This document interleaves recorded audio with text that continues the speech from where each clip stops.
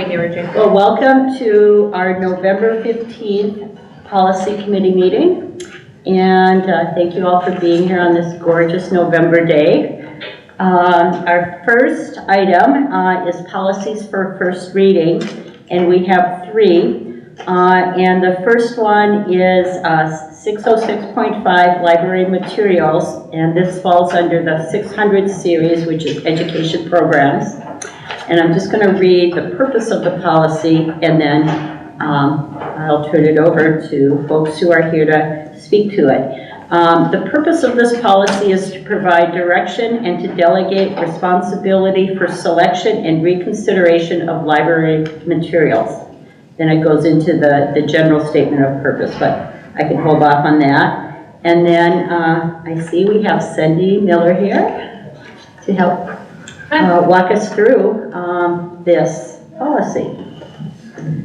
And Jen Lara, who is here. And for those of you here, I apologize, but I have to leave in just a couple of minutes. I'll hopefully be back at the end of the count, depending on the time of my other.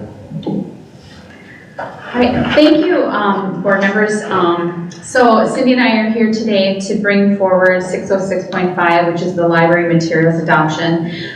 You'll notice that it's 606.5. This would be a corresponding policy that would fit with 606, which is textbooks materials.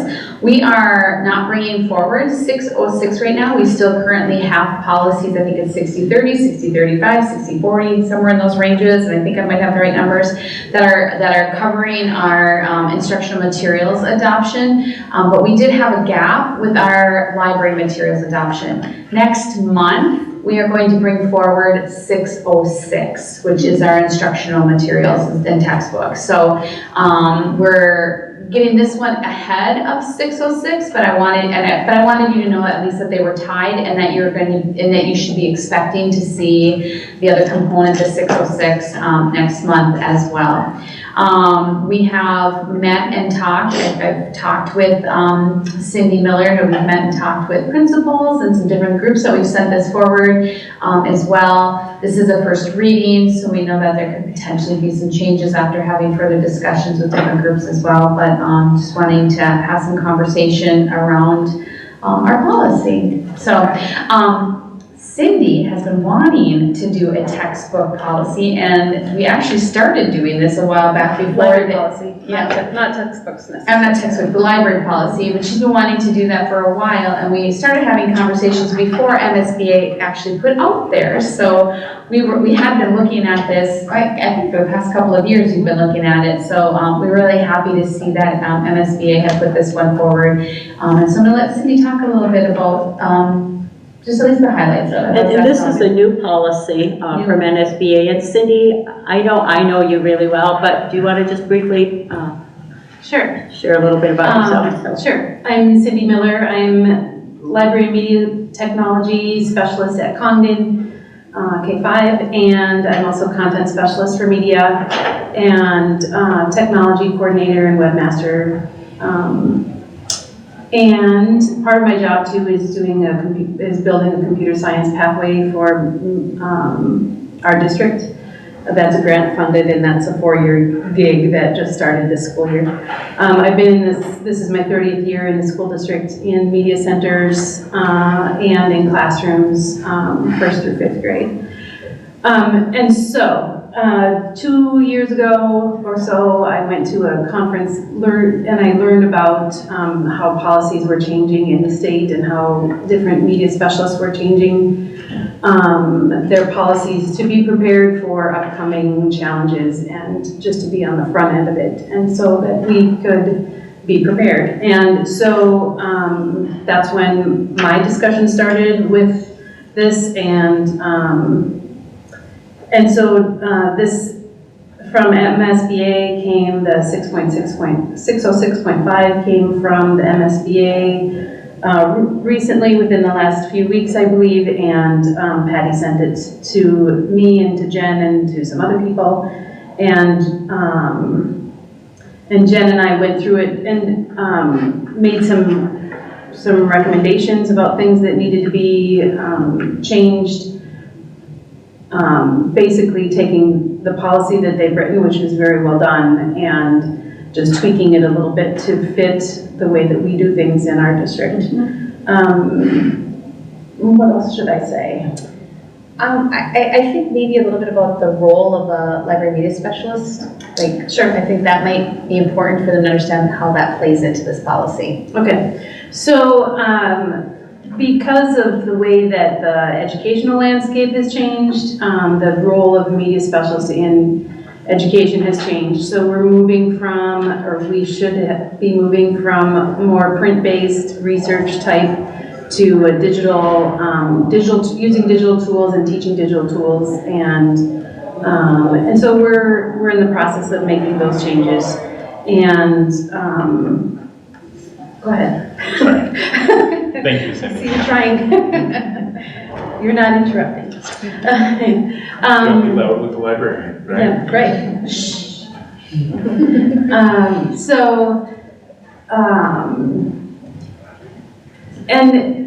Because there is such a political divide in our country right now, we have book challenges happening all over the country, and in southern Minnesota, in the Twin Cities area, and some in northern Minnesota. So being prepared for that is really important.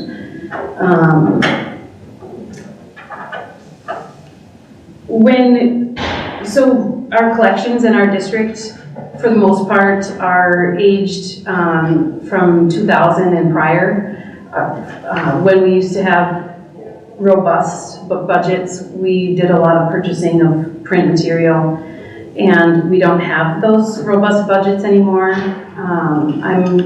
If I were to pull everything in my collection that is 23 years or older, I would be getting rid of about 85% of the books that I have in my library, in my elementary library. And nonfiction more than fiction, because nonfiction needs updating. Nonfiction is things that are real and true, and so we're using databases and online sources for a lot of our nonfiction, because those can be updated by somebody else, and and then when we make those available to students, they have current information. One problem, though, is that our budgets don't provide access to materials that are not free materials, and so the only materials that we use are the free things that come from the Duluth Public Library or our library consortium that is in northern Minnesota. And and this I think will have more to do with print material, this policy, but also includes digital material as well. And I'll pass the mic back to Jen.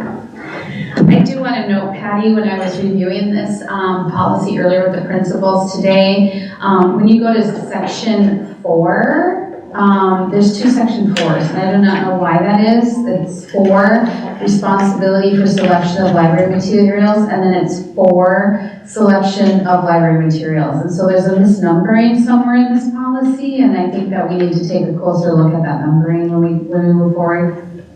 So just wanting you to be aware of that. I think some of the important things for you to note is that, we've got the responsibility piece of the selection and how that's going to happen, and somebody with a library media specialist degree is really important in helping supporting the collection, like they're trained to do collections, and so if we have people that are on OFPs, which are out of field placements, we definitely want to make sure that somebody with a license is overseeing some of the purchasing of books, and so that needs to be in collaboration with that. Just want to point that out. We do have down towards the bottom, and right now it's called 6, but that's going to have to be renumbered, reconsideration of specific library materials. And this is going to walk us through the process of what would happen if a material was being challenged. And so MSBA is recommending that there be an informal request process and a formal request reconsideration process. That's all laid out there. There is a, in italics, it says formal request for reconsideration of instructional resource or specific library collection material. We are actually developing a form for both 606 and 6065. We will bring that when we come in December as well, but we didn't want to have two separate forms. We didn't want to have one for library materials and one for textbooks or other materials. We wanted to make sure that it was the same form. So that's why it is highlighted there under instructional resource. We're actually having that form serve both purposes. We are also going to take the language on this reconsideration process from here and add it into 606 so that they're consistent between the two. We wanted to make sure that we're following the same process. Regardless if it's a textbook or instructional resource, reconsideration and a library. We want to make sure that the process was all the same. So that'll walk you through like what we would be doing. It also lets you know like who would we have sitting on a material reviews committee. We do feel like with the library review committee, we would want to make sure that we have a library media specialist on that committee. It'll be a similar kind of committee on the textbook side, but it'll be a little bit different. And so just letting you kind of see where everything is there. So it would be an informal request for consideration, and then it would move into a formal request for consideration if need be. So, yeah, any questions? Yeah, under 3 there, under the formal request, the review committee chair, who would the chair be? Pretty much. So we have Or whoever is the content specialist for. Yes. So we do have a library media specialist, content specialist, and so we felt they already chair like a group of their committee, and so it would make sense that this person would be the same. And if they weren't able to do it, they would probably find somebody. And this would be at else the district level, not the school level? No, this is all district level. That was another thing. We did not want it to be at the school level. We don't want individual schools making decisions. We want this to be at the district level. Does that say that someplace? Is that clear in here, I It's part of guess? the committee structure. Yeah. Okay. It doesn't say that the media content specialist would be responsible as the chair, but that is the structure, and That's our current structure. That's how we would do it. And this is a policy of the district, so it covers that. I had a quick question too then. It's kind of something that was mentioned here and you talked about it a little bit, but just clarification on how it's all handled. So book donations from the public, how do they get sorted? I mean, could books be donated to just your school and they're yours to sort and keep, which would upgrade or, enhance your classic 80% 35-year for boxcar children? That is classic. I know, I've got them all. I know, but how are these sorted and handled? Well, donations are handled through a form process that goes through the assistant superintendent's office, as far as I know. Books are often, not often, we're approached often with, from parents. I have this old collection, I'd like to donate it to Yeah, your they library. can come to your school specifically. Correct, Or correct. I've seen them go to other schools. It happens all the time. Yes. We would use the same selection policy that we would use for any other materials acquisition. So it would have to be reviewed, which is how we are trained to make materials purchases. It would be the same process. And then, except that, when I order books from a company, it comes with all the barcode and the labeling and all of that. Right. When books are donated, I have to do all the barcode and labeling and all of that. So it's pretty labor intensive if we accept donations. And we have to go through the process of asking if we can accept the donation in the first place. Has it ever shared with another school? Well, sure, somebody might give me something that isn't appropriate for my school, but fits in middle school, for example, and I would share that with them. And often it's something that I already have, and so then it goes into our little free library box or something like that. But if it's not library material, it's just not library material. Okay, and then just for the knowledge of the board, what would you estimate would be the number of books you just discard every year that Well, are just worn out and or? sure, that we weed, that's what that's calling, yeah, we weed our collections.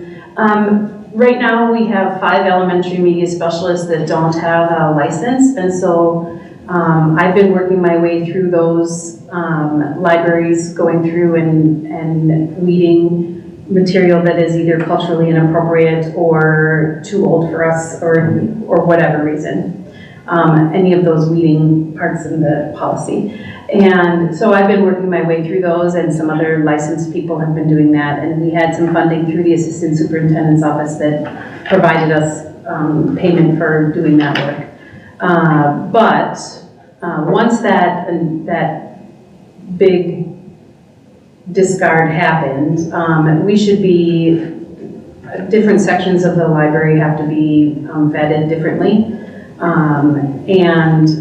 We're working on building a policy, like a rotating policy of, procedure of how things should be done, because they haven't been done that way. For example, Lakewood hadn't had an inventory done in 12 years. So that was finally done last year. Things like that. So we're getting there. We have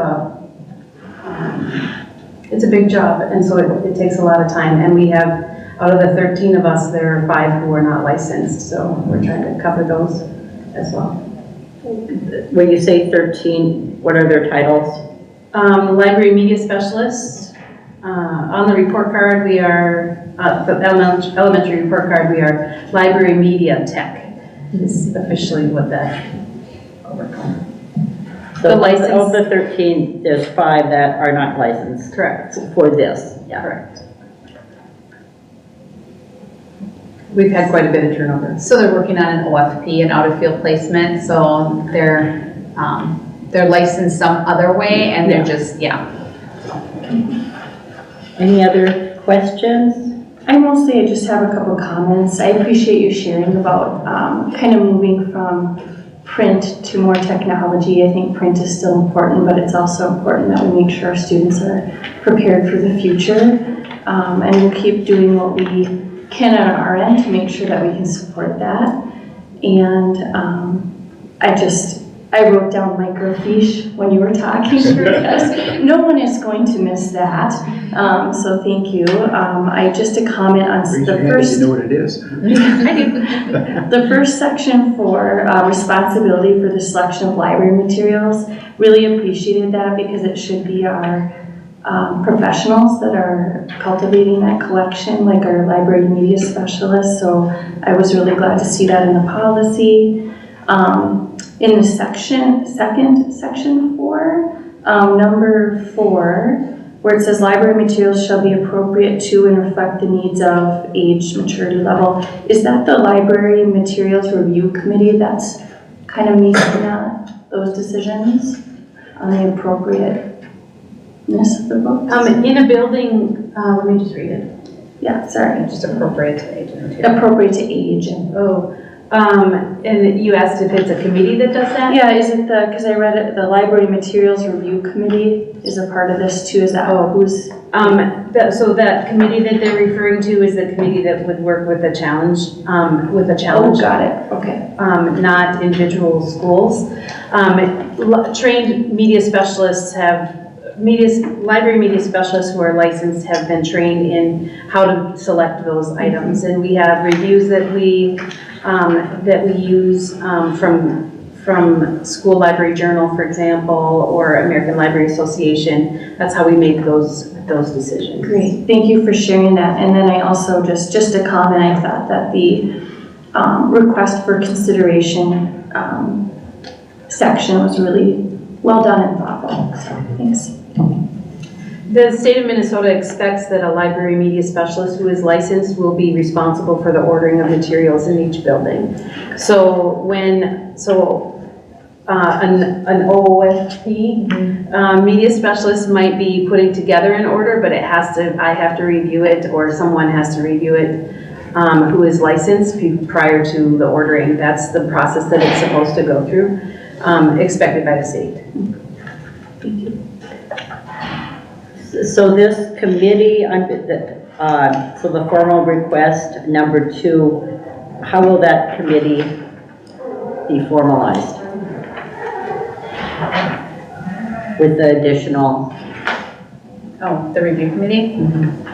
Yeah, so, what we would be doing is we would identify a committee, probably at the start of every school year. I know with our principal groups, we ask like the principals, we ask the DPA to tell us which principal is going to sit on different various committees, and so we would just establish that at the start of the school year.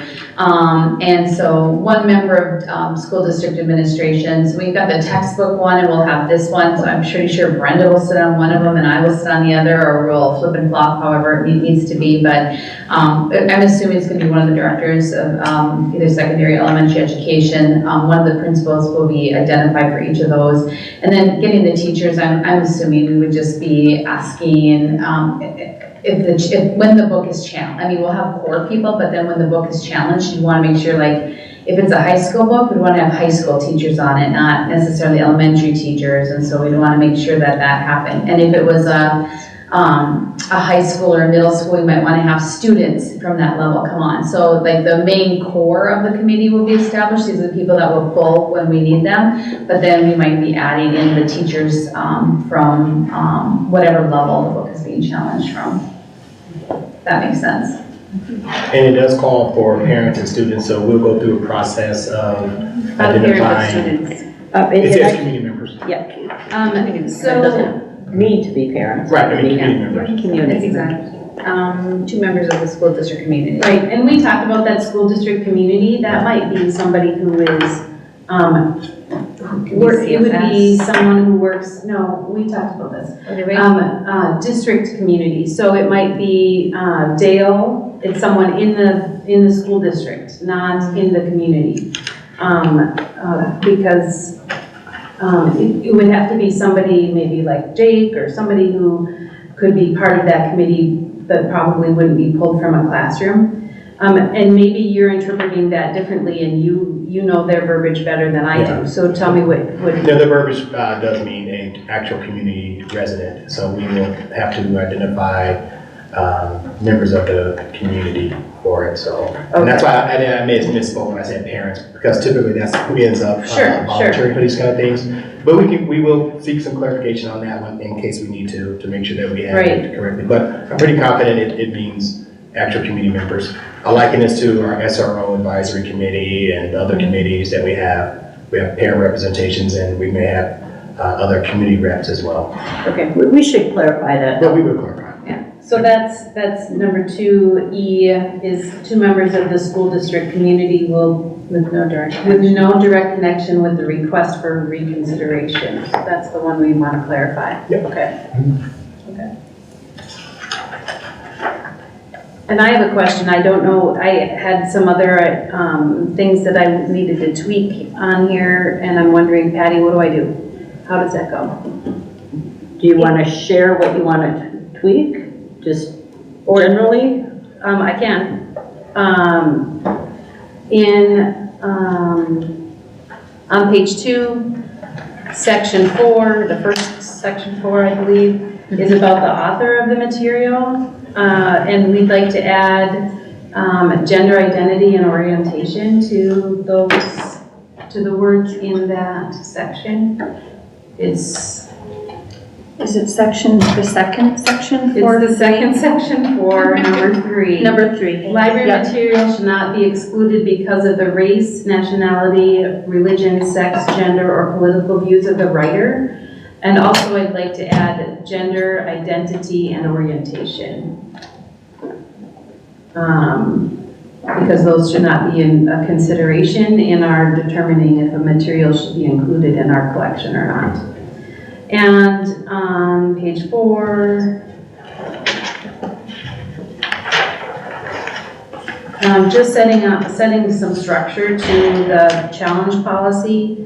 Letter D. Oh, the challenge one. Oh, yeah, I have no idea what I'm here's for. Okay, here we go. D and then 1. The second paragraph, the district will respond to formal requests for reconsideration within 30 school contract days. Because we have teachers on that, I thought that we needed to have that word contract in there. And one challenge will be addressed by the committee at a time, so that we don't have 15 books that we're trying to, or materials that we're trying to review at the same time. So just one at a time, and an individual person may challenge only one book per calendar year. I'm sorry, Where- I'm where- trying to where you write at? down what you're saying. Do you want me to email it, and then, would that be easier?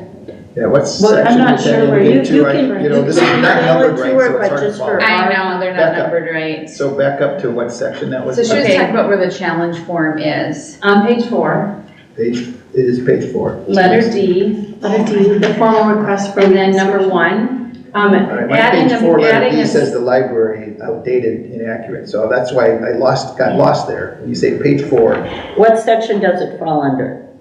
individual. D1, she wanted to add another paragraph. Oh, add a new paragraph. That's where I got confused because I was Oh, looking that's for that. that's why I couldn't find that. Yeah, Yeah. Sure. add another Can I paragraph. just clarify, we have different page numbers on ours because it was printed from our policy agenda than the page numbers you might have there. Okay. So All right, that's trying. why I think we're all confused, and I think we were looking for the verbiage you were saying, not realizing it was new verbiage that you wanted to add. So, I think what you're telling us, instructing us to go to 606.5-4, which on ours might say 5. And then you were saying to go to section D where it says formal request for reconsideration of specific library collection material, is that correct? Correct. And then you want to add a paragraph after, in section number 1, Yes, in between those two? exactly. Okay. All right, I'm there now, thank you, Patty. Would you like me to read it again? Or? Yeah. Okay. Read it and then you Please, can thank you. email it. And then we'll talk about it, okay. The second paragraph should say, the district will respond to formal requests for reconsideration within 30 school contract days.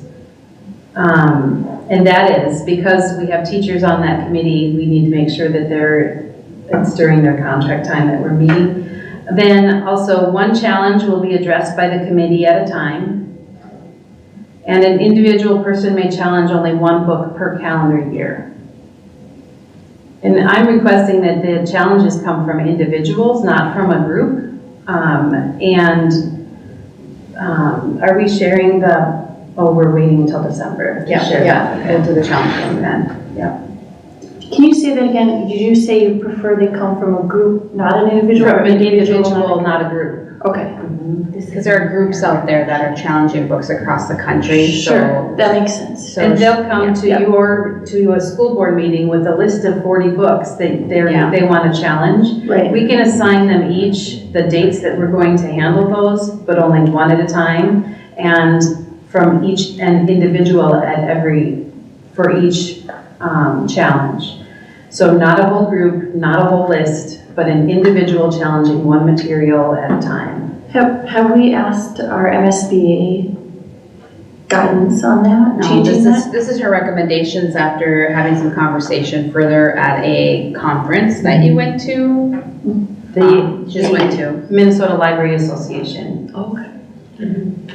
I guess I'm gonna interject. Those are suggestions that you will have more conversation around once it gets Yep, added. fully aware of that, and I want to make sure that We have time. that we do that in terms of time, that we have opportunities to take all of those considerations under advisement. We will do our due diligence in making our contacts with MSBA for clarification and guidance on some of the things that are being requested, and then we will come back again for the second reading and have those things all cleaned up.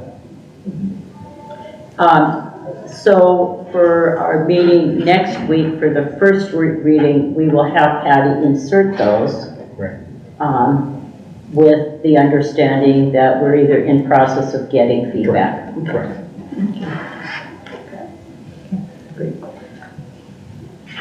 Any other questions or anything else, Cindy, that you would like to comment on with this policy? No. Really appreciate the work that you have put into this and really seeking out advice from your peers in other areas as well. Thank you. Thanks for having me. Thank you, Cindy. Yeah, thank you. Thank you, Cindy. Thank you.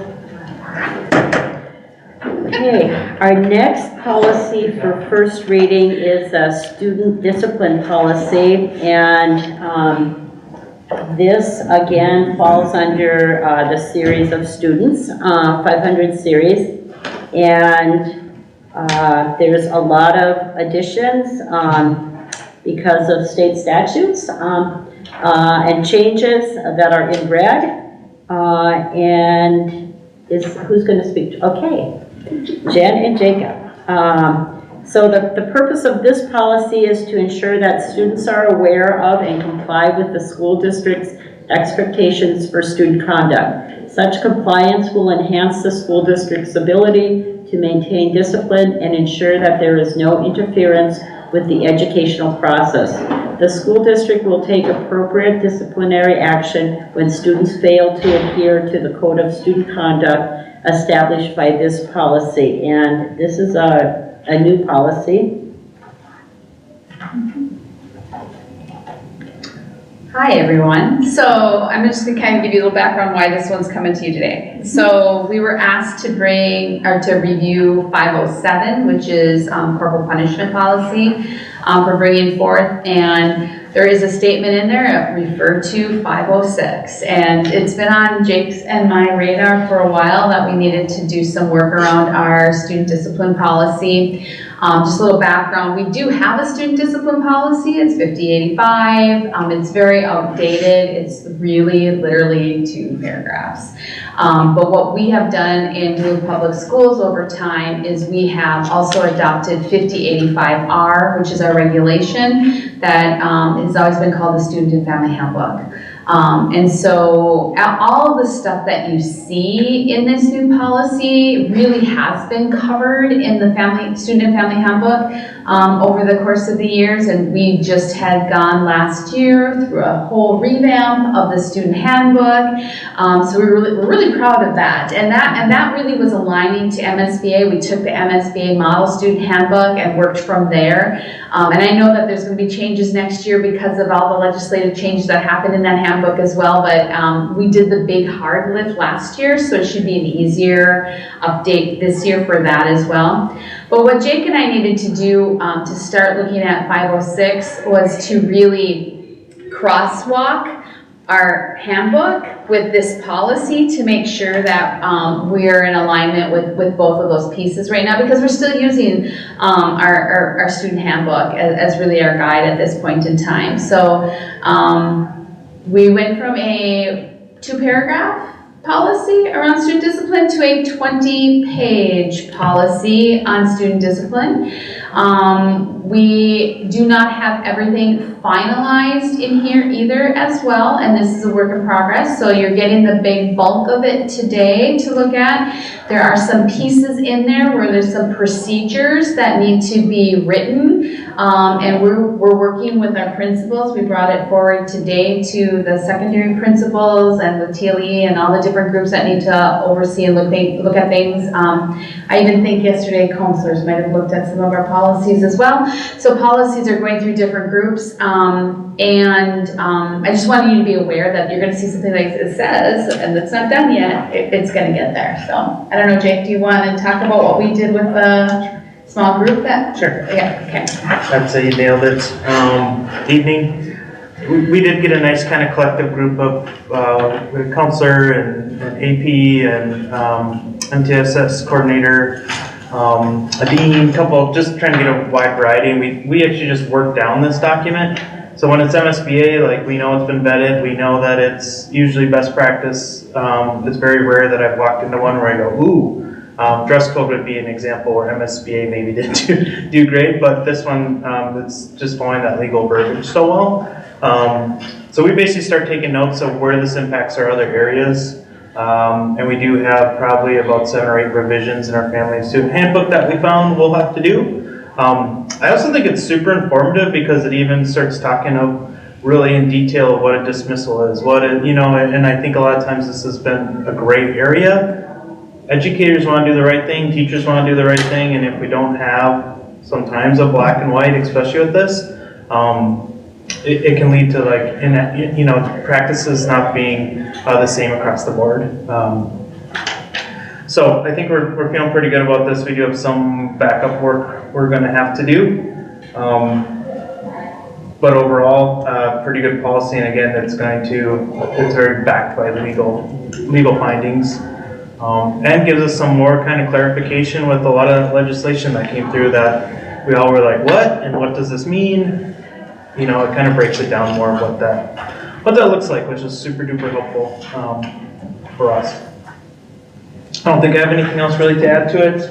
We're gonna just kind of keep doing the crosswalk, but in terms of what you're seeing, we have very minor changes to that actual. If anything, it's gonna be, like she said, we have a little part that's optional. We're gonna delete the optional.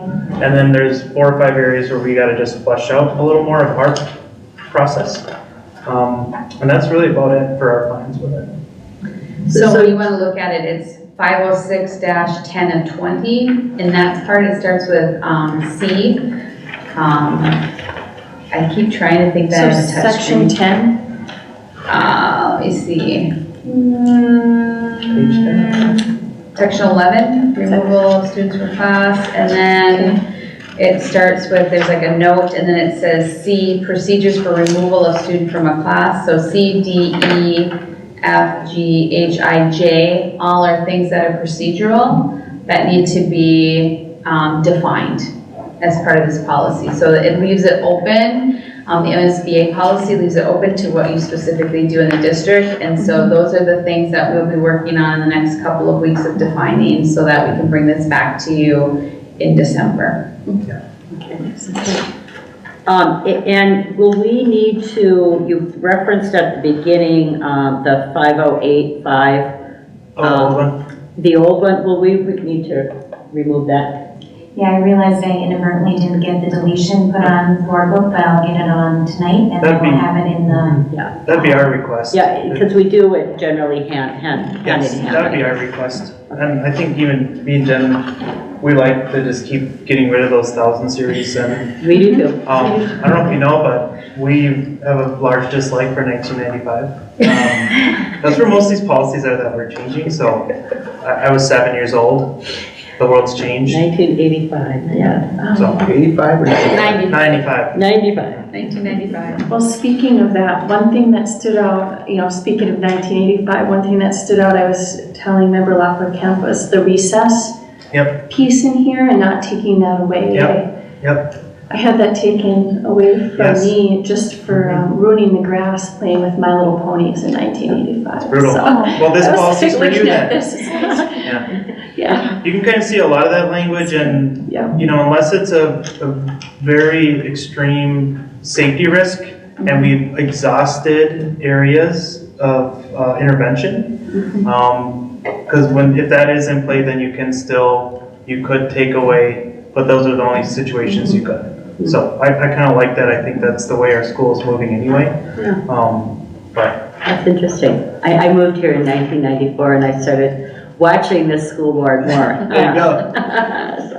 Interesting. So I had a Questions? question or concern about one of the redlined items here. Sure. So it's page 13, it's number 22. Use of a cell phone in violation of the school district's internet acceptable use and safety policy, okay? But then it's what's after that was redlined. And possession of nuisance devices or objects which cause distractions. And I don't know if you and I may have been in a classroom or a building where some kid's got a dog whistle or other nuisance devices like that.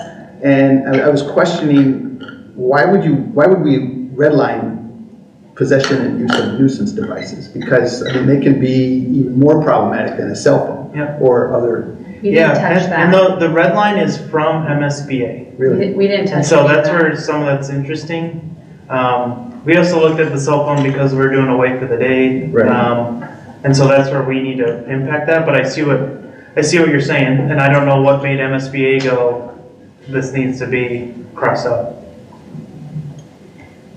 I'm thinking, I wonder if maybe nuisance is such, legally, what is a nuisance? That could potentially be the reason why. I don't know though, it's an MSBA thing. I just have a lawyer for a daughter, and I'm learning a lot about how lawyers think. All the red in here was legislative changes. So I'm thinking the legislator probably recommended taking that type of verbiage out. I mean, maybe there's a catch-all somewhere else in there that, you know, obviously it's disruptive in a classroom, and, you know, but those things can be very challenging for teachers to deal with. Yep. If it's present and trying to figure out who it is and where it's coming from. For sure. You know, but you're gonna have kids that, you know, are struggling with whatever the nuisance device may. Yep.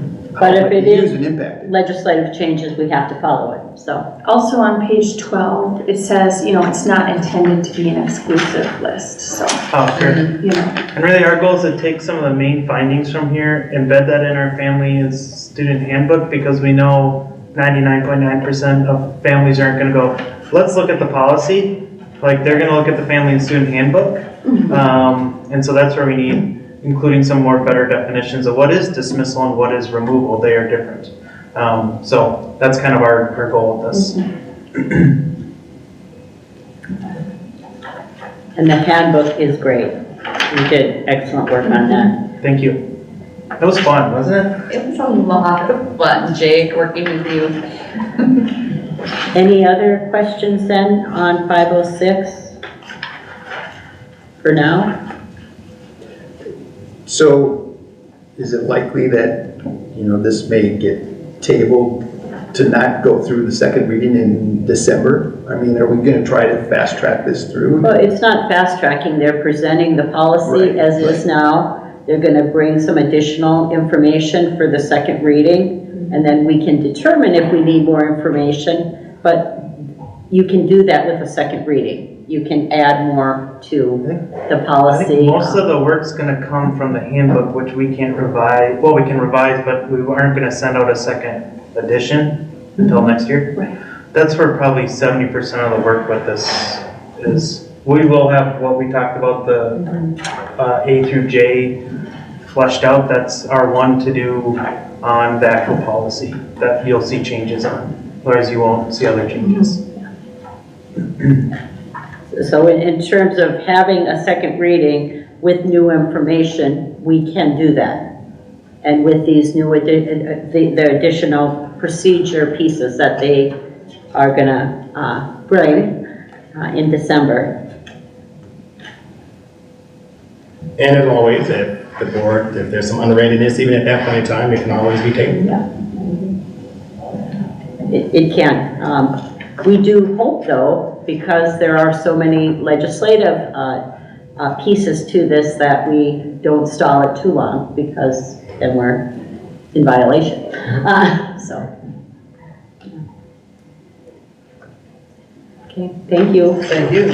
Excellent. Okay, are you staying for the next one, 507, both of you? Okay. So 507 again falls under the students series, 500 series then, and corporal punishment and prone restraint. And the purpose of this policy is to describe limitations on use of corporal punishment and prone restraint upon students. I think it's a student. The S has a. It looks like there's a slash in there, like it's been redlined of students. A student, okay. And this is new? Yes, this is. So this is why we went down the rabbit hole of 506. It's because of 507 being put in front of us to review. So Jake and I, again, have reviewed this with principals and with others, and that small committee, we looked at it as well. There really are no changes to be made to the recommendation from MSBA. You will notice that they have updated all the language in here basically there's just no corporal punishment and no prone restraints, and that's just as clear can be. So we are not, we're just recommending it moving forward as is. And you'll see that this policy also refers to the conditions set forth in policy 506, which is why we're looking at 506 at the same time.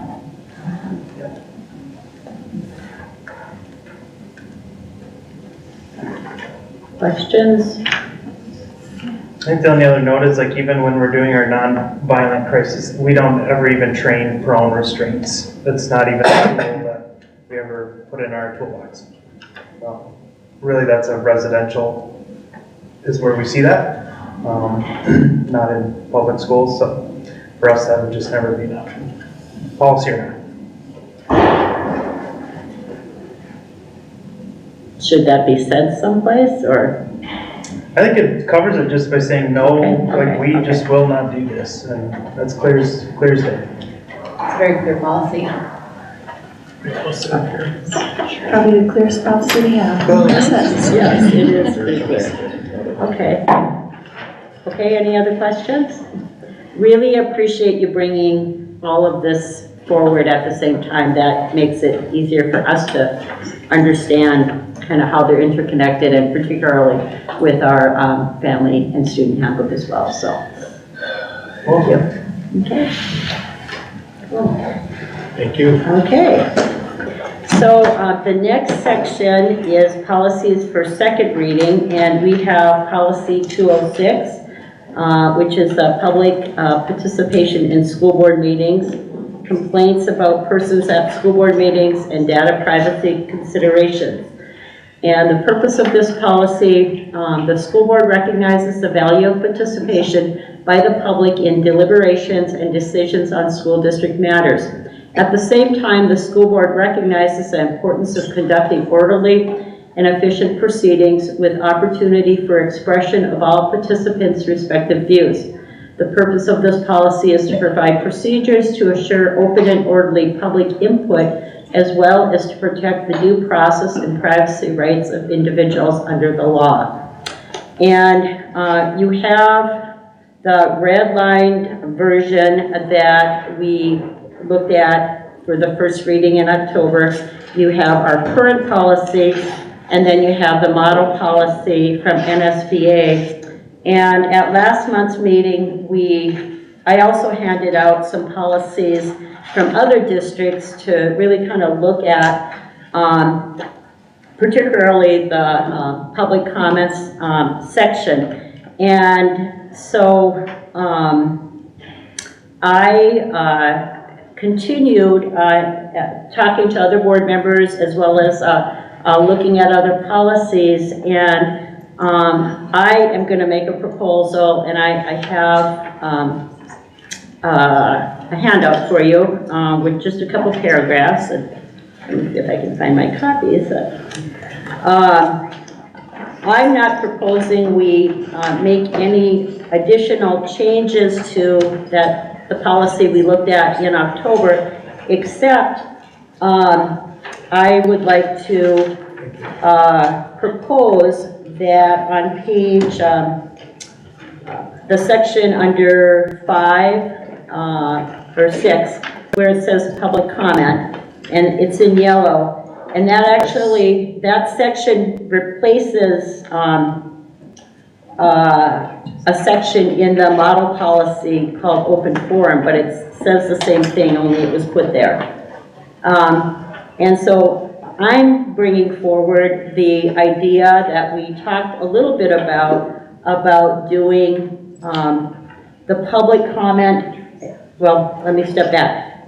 All of the information in here could be used for any meetings that we would hold on any topic. If we were to have a special meeting, for example, on boundary changes, all of this would pertain to that. What I'm proposing, based on discussions and looking at other policies, is that we do take out the public comment from our business meeting, and we do it before the meeting, and we call it a listening session, which is kind of a common language other districts are using now, and that we do it from 5:30 to 6:15, and that we also have people sign up ahead of time and sign up through the superintendent's office the Monday before our meeting. And I think that in talking to other districts, as well as in talking to community members and parents, that by pulling it out of our regular meeting, it sets a specific time. And if we have 3 minutes and had that time period, that could be 15 speakers. And I don't know when the last time we've actually had 15 speakers at one meeting. I think we generally would have 8 to 10 at the most. But that would give that time. But it also, I think, would be less intimidating for people. It would make it more comfortable for people to come to us. It also just sets a specific time for the listening to happen.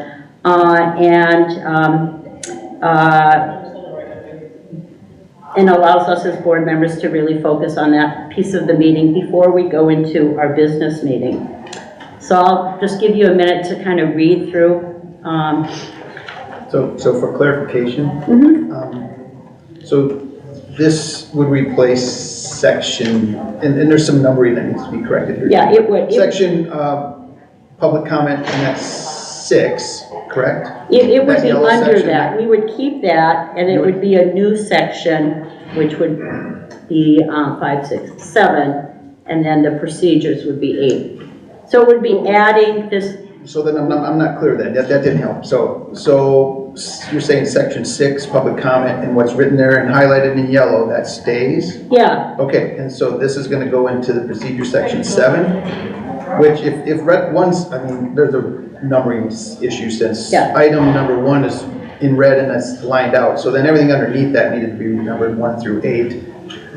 Because on 8, there's another statement that's highlighted in yellow, or excuse me, right now it's still. The procedure section would stay the same, but the numbering would have to change. Right. And what's stricken out with red, we wouldn't need if we went with the listening session and what's written in there. And then that numbering under procedure, the only thing that would need to change is 9. The first sentence of that we would not keep, but the other 2 sentences we can keep. So this would actually become A separate section section. 7. Yes. And procedures would become section 8. Yes. And it does make sense that we would get rid of procedures number 9 in the first sentence, because we wouldn't be taking them, if we did this, we wouldn't be taking them within the meeting. Right. So that makes Okay, I sense. follow now, thank you. Yeah, okay, Yeah. thank you.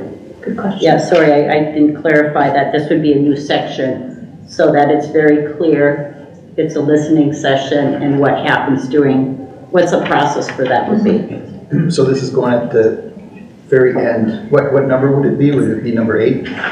It would be 5, 6, it would be 7, and then the procedure section would become 8, if I'm understanding my little memos. Is that right? Yeah. Yes. No, in the procedure section, which is 7, you got agenda items and then number 1's crossed off. So, I mean, is this, and Okay. is everything else moving up? So let's go back. So Maybe public Patty can comment, explain. it would be 6. Thank you, Patty. Okay. So this is what I'm understanding. The current section 7 called procedures would actually change to section 8. Under these agenda items, we would do the renumbering. So 2 would become 1, 3 would become 2, 4 would become 3, 5 would become 4, 6 would become 5, 7 would become 6, 8 would become 7, and 9 would become 8, and we would strike out that first sentence. And then between public comment and procedures 8, we would make section 7 called listening sessions, and it would have the verbiage that is in the handout that member author Cam shared. That's how I'm understanding it Yes, too. that's exactly what I meant to say more clearly. All right, I can. And take a minute and just read through that.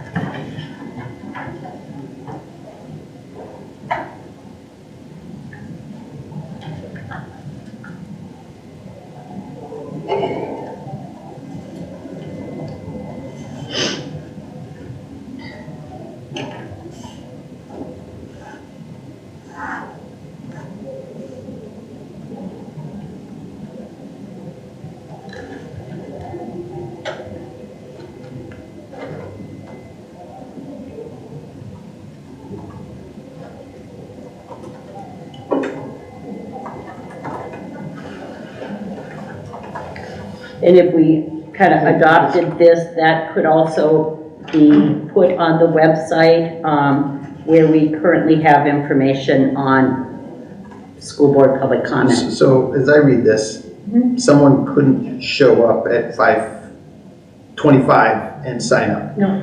No. I think, to me, that's problematic. And I mean, you're asking everybody to plan very well in advance to meet this criteria. And most people probably do, but not everybody does. And then, you know, and then backing up to the time limit. And I mean, I don't have a problem with saying 5:30 to 6:15, but there are times where we've had more than 15 people or more than 20 people, you know, speak at public comment. And you and I have both been on the board when we've had those sessions of public comment during the board meeting where, you know, there's a big issue out there and people want to be heard. And so, you know, that's why I think that you can't just cut it off at 6:15. If you've got 25 people that would like to be heard that evening, you know, you've got to extend that time. I mean, even push the start of the board meeting back, which basically is what happens now with public comment held within the constraints of the existing board meeting. And so, you know, so again, if you try to hold a hard, fast rule like this, you are cutting people off and saying, no, you can't speak. I think I could let Member Leffler respond too, but one thought that comes to mind by requesting people to sign up in advance, it will give the board an opportunity to know how many people are coming and to plan for that amount of time. I also appreciate that it says the school board chair reserves the right to adjust the time of the listening session in there. So with that in there, if there were a hot button topic where 20 people wanted to come and speak, if we knew that in advance, we could give that adequate time to. And I don't want to name any specific incident or day, but yeah, I mean, something can happen in the course of a day. And if someone can't come and speak to it at a board meeting, maybe, you know, or it happened, yeah, it happened sometime on a Monday, or it maybe even happened on a Tuesday before the board meeting. And you're saying they can't come to speak to it in real time. You know, they got to wait a month. Well, sometimes, you know, that doesn't help or solve that challenge, or you know, again, it loses something there if someone's got to wait a month to speak to an issue that maybe just came up that day, or on a Monday or on a Tuesday morning. There are other avenues, though. Yeah. There are, and this doesn't exclude any of those avenues, from calling board members, from emailing board members, from contacting the superintendent, the assistant superintendent, the principal of the school. So there are other avenues. To be honest, when I did the research, many of the boards that are having the request that people contact us ahead of time do it a week before, do it the Friday before. Some do it noon of the day. I made the proposal for the day before, really because of our staff time in kind of putting this together, and for us to be able to, for example, if we knew there were 15 people signed up, or 20 people, we could say, yes, we are going to extend it. And that gives us time to do the work to make it a good experience for people who want to come in front of us as well. And then, you know, the other thing I would add is that, you know, looking at how other boards do it, there are boards that don't allow any listening sessions or public comment. There are boards that have 15 minutes, half hour. I was very generous with 45 minutes, you know, but it also was based on how many people we actually generally have come.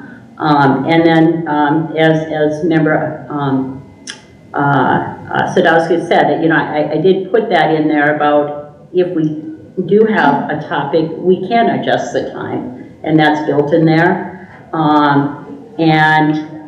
If there is a topic where we think there's going to be greater, I mean, we could have a special meeting, and that this whole policy allows that to happen.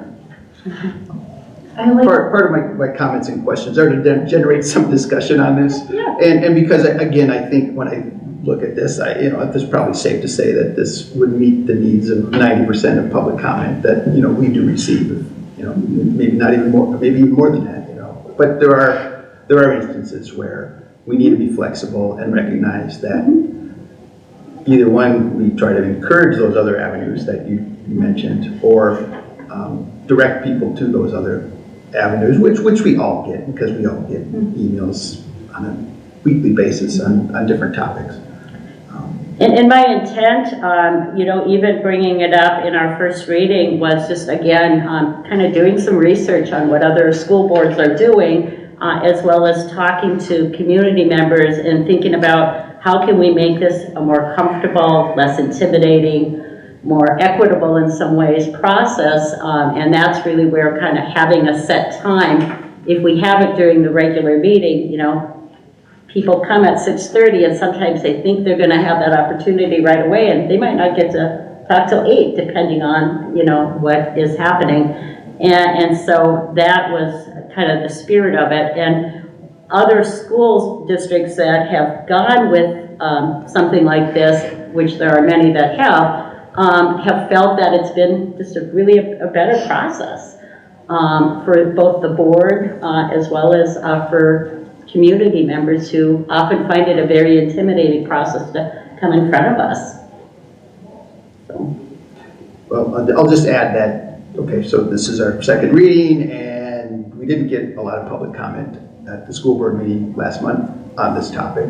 And we've had a little bit of email feedback from individuals about this topic. So, people have had a chance to voice comments and concerns or questions. And, I don't have a problem with moving forward with this. I think, again, it'll meet the needs of, 90-95% of what we experience with public comment.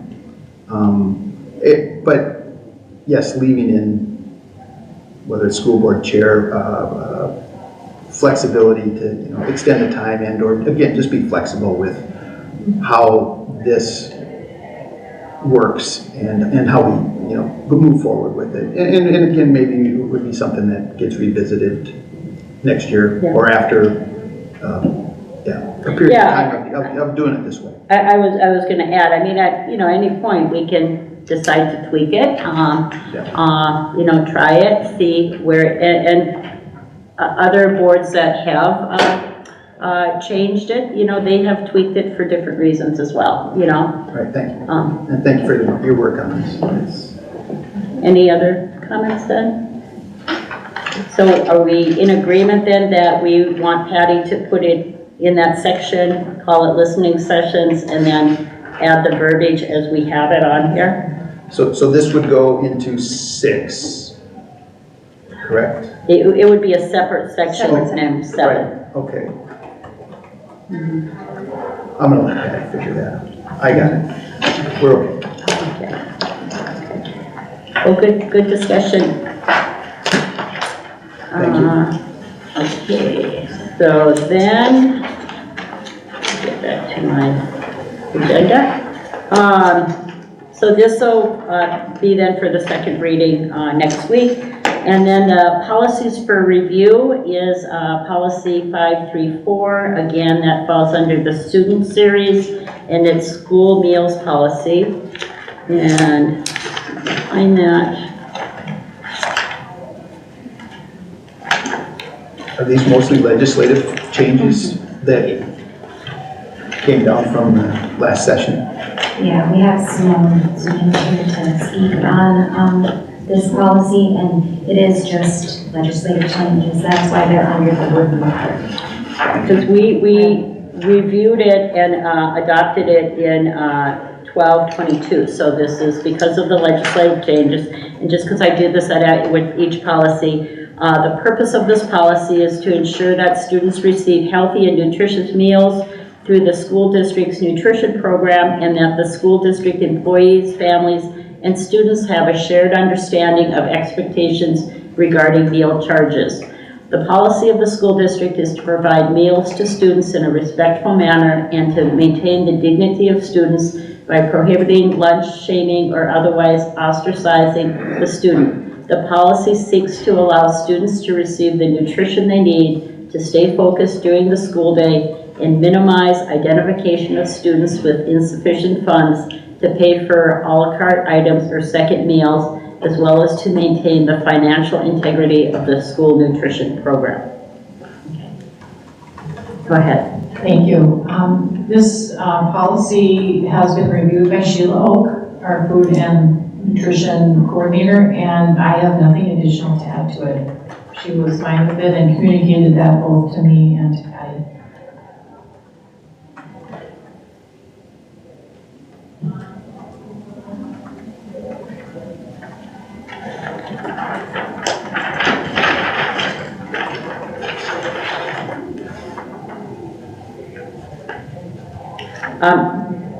Do we need to do 2 readings of it? No, okay, yeah. Of all of these, because they're just review.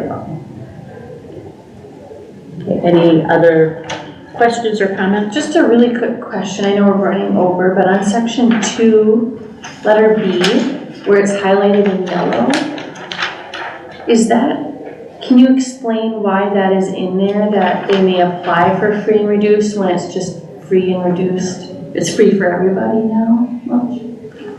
Great question. All families will, we're asking that all families still apply for that, the educational benefit form. For the data collection? For data collection, it also qualifies us for other fees, like for activities and whatnot. So it's not just meals, and then they use that data, and we get a reimbursement rate. So it is still very important to us, and then they calculate, our compensatory funds with it. So it's very important. That's what I was thinking, but I thought it would be good to clarify. Thank you.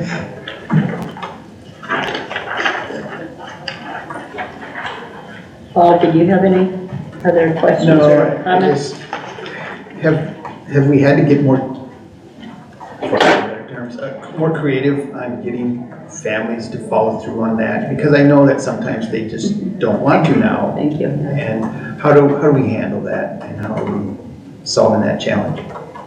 Yes, so the food nutrition department, they do mail it out. It's on our website, and we've had wonderful responses from the sites as well. They're being creative. They've got tables and during the back to school week. So honestly, we have we've been maintaining it around 60% of applications in, and we've maintained that percentage the last 3 years. So that hasn't gone up under current or recent challenges within the community and post-COVID and all that? No.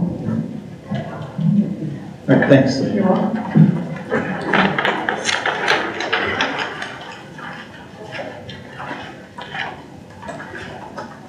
Okay.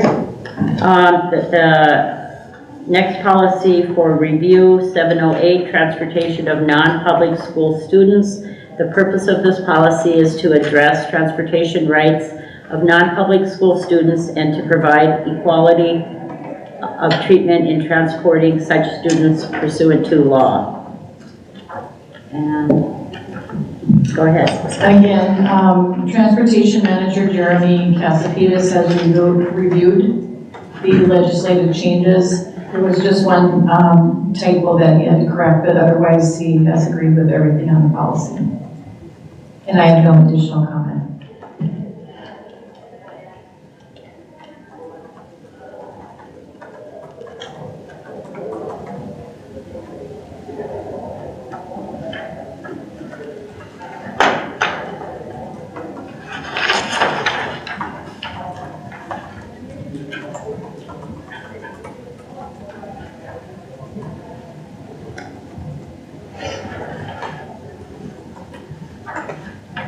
This is one I wish the community would understand more.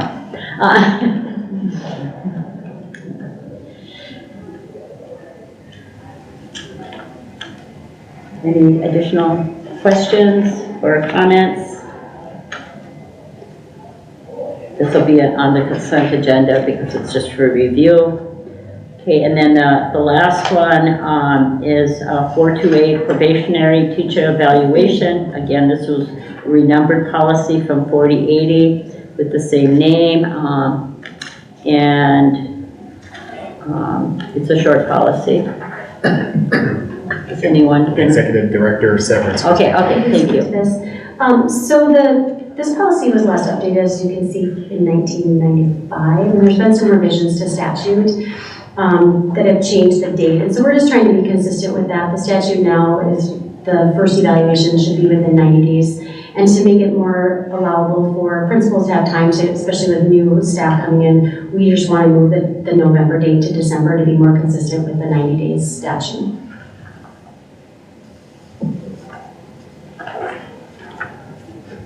And is there a reason that it doesn't have the purpose and all of that with this policy? I'm just curious. A lot of the 1995 policies don't have purposes on them. Okay.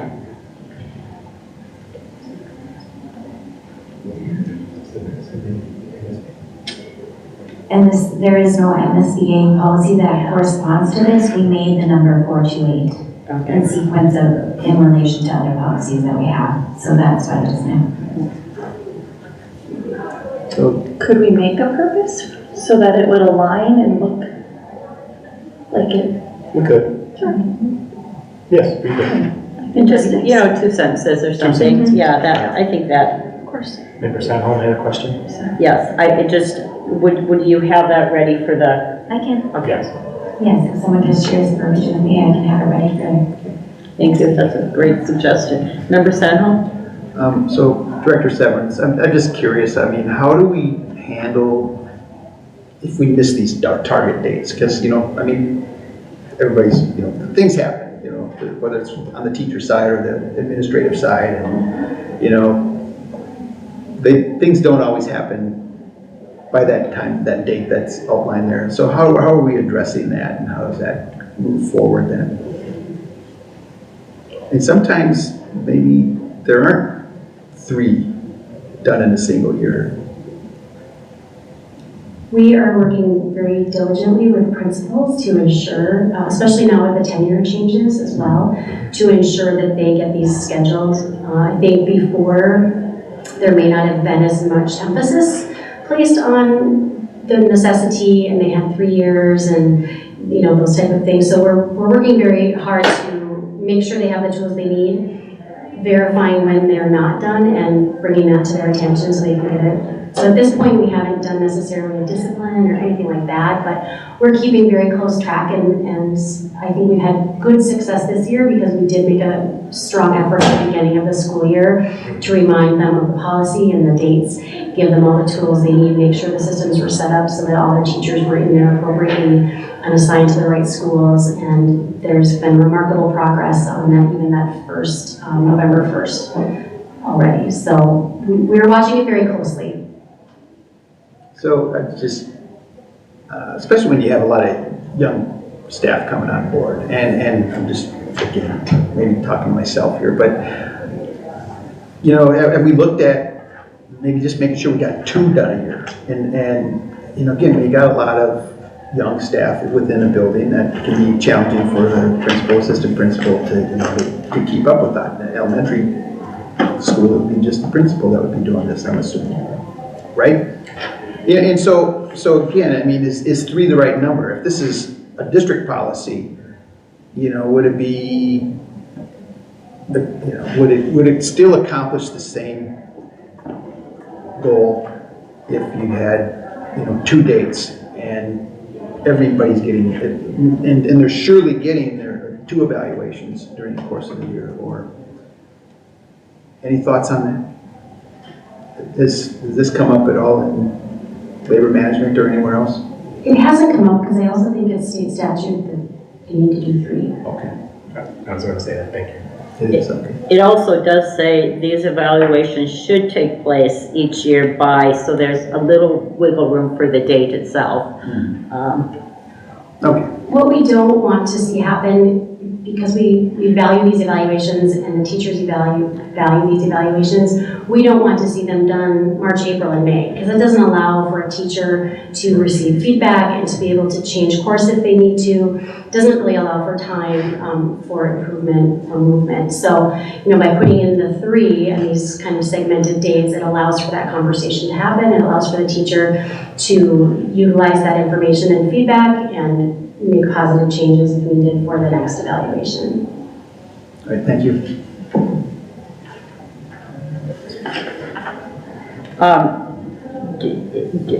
Where is the state statute that's, you just referenced? Should it be here, or is it MSA 125.17? Again, this policy is old, so we can reference the state statutes. Just, again, that would be, as well. yeah, that would be consistent with our other policies, is that we have those references on there, so that would be great. Thank you.